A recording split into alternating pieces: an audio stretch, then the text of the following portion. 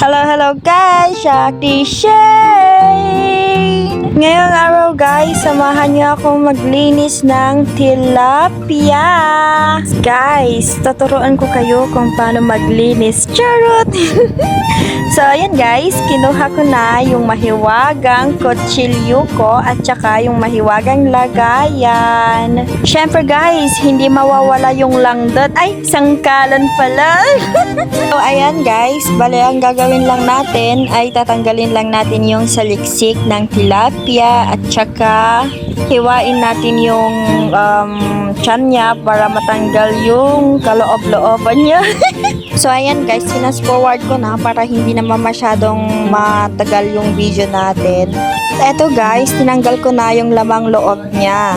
Pasensya na rin kayo sa mga manok namin dito guys. Marami kasi kaming manok. Kapag gusto nyo ng manok guys, punta lang kayo dito sa bahay. Charot! So ayan guys, tinanggal ko lang lahat yung mga loob ng mga tilapia.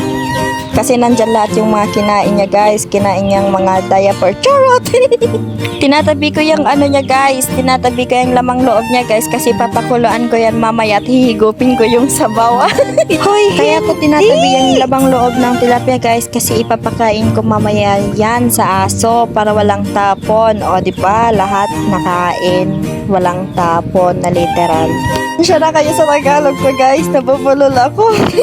So ayan guys, marami-raming lamang loob na ipapakain sa aso. Marami na akong naitabi. Sure ball na mabubusog yung sarimulyo kong aso. So ito guys, ipapakain ko na. At ayan, parang maaagawan. O, diba? Tapos dito guys, lilinisan na natin.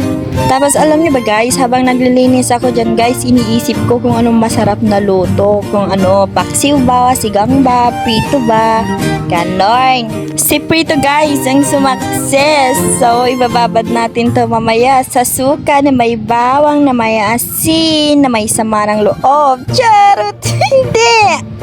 Ala, kinaltukan. So, ayan guys, binalatan ko na yung bawang.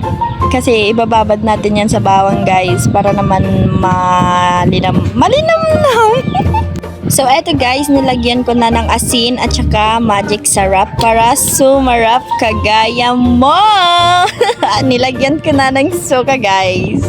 Tapos hinalo-halo ko na tapos di ko na alam. Tapos kinamot-kamot ko yung bawang guys para magwaras yung angot niya. Tapos ayan guys, hinalo-halo ko siya at dinagdagan ko ng suka kasi nakukulangan ako sa suka guys. At ayan, hinalo-halo ko na naman para babad ng maayos. Tapos eto guys, dinagdagan ko na naman ng bawang kasi nakukulangan talaga ako. 4 yan guys, yung dinagdag ko 4. Kasi mas masarap guys pag maraming bawang, mas mabango, ganon.